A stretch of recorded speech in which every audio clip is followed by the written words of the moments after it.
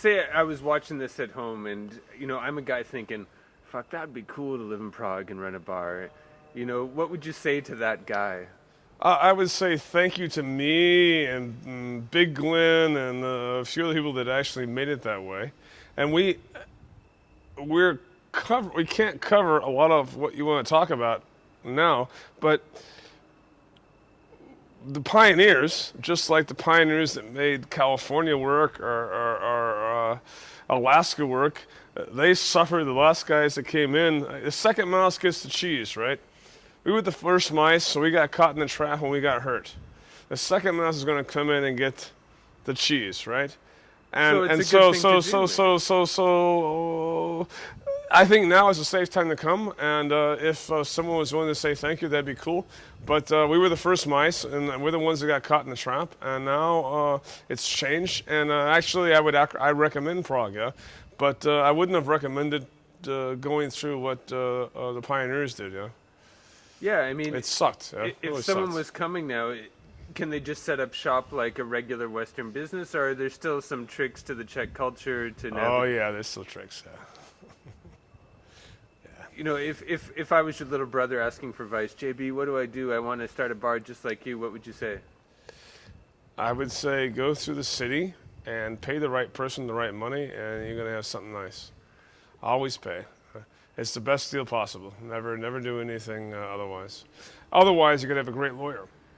So there's two ways to do it. You pay a city official, or you pay big money for a lawyer. It's cheaper to pay a city official. And that's how you do it. You get better deals all the way around. So it's like the communist days, it's still all about the bribes, 15 years later. Hey, America's the same way. It's all the same way. Look, if you're a guy handing out $1 million space, and you're getting paid $500 a month, come on. I think it's a fair deal. It's fair.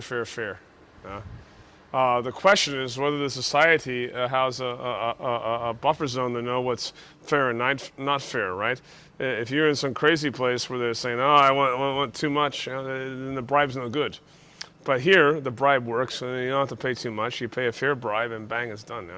You do the same in the States. I swear to God. I used to work as a journalist. I pay people all the time for stories. Come on, it's just normal. But do you think that... I mean, even you, as you're interviewing me, but I can't believe you've not paid anybody for a story. Well, that's another story. But the attraction of Prague, I mean, obviously, people compare it to Paris. I mean, is the beauty, is the gorgeous architecture, is that... It's bohemian lifestyle and the girls. Look at me. I am an ugly fat guy, okay? Look at me, yeah? I get more sex than you could possibly imagine. It's unbelievable, yeah? So people come here for that, yeah? And the familiarity or the whiteness, yeah? I could probably do the same thing if I was in Ghana, where one of my friends has got a business, or in Thailand or something. Yeah, I don't know. I don't know. I'm just saying that off the top of my head, but I'm saying there's other places in the world, yeah, that you can have this. Yeah? I mean, certainly in Russia, yeah, you can have this. Yeah, we live like kings. I pay very little money. I have business. I make money, and I have the best girls. And look at me, I'm a freak. Yeah, so I mean, this is a win-win situation. What about the cheap alcohol?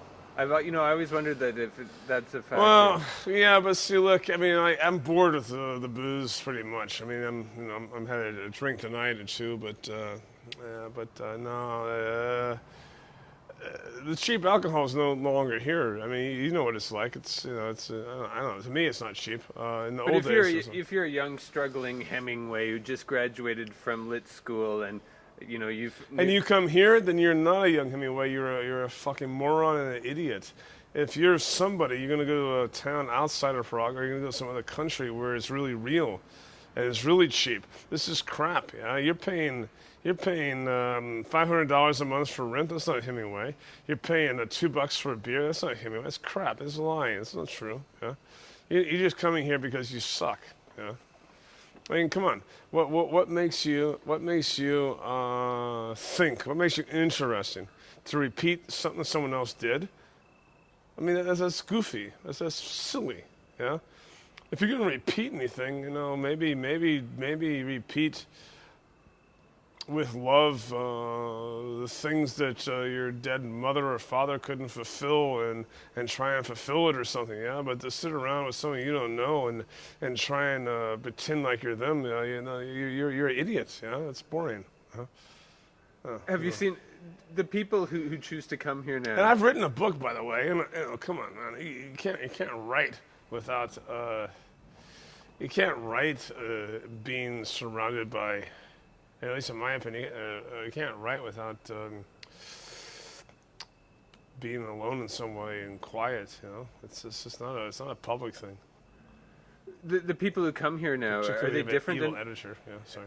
Are they different? Wish I had. Different types. Are they? The person who comes in 2005 to live here and follow his bohemian fantasy, is it different than the person who came in 95? I very rarely ever encounter those people anymore. I would say it's been several years since I've encountered those people. I know they're around, but they probably avoid me, or I don't talk to them, yeah. Like, there's probably an avoidance issue going on, yeah. What I have found is I consistently now meet really interesting travelers. The other day I had a guy, he works in the sewers in Dublin, and he cleans the sewers, and one girl gave me a going away present, a watermelon, and I have no idea what she does, yeah. I was just talking to another Irish couple today that one's works in a restaurant, the other one's a bartender. They're all travelers, they want to see things. They're going out, and they keep telling me these stories. I went here, I went to Guatemala, I went to Thailand, I went to there. And I meet sort of really fun, nice people now. Before, you're right, it was a different quality or type of people that were coming in.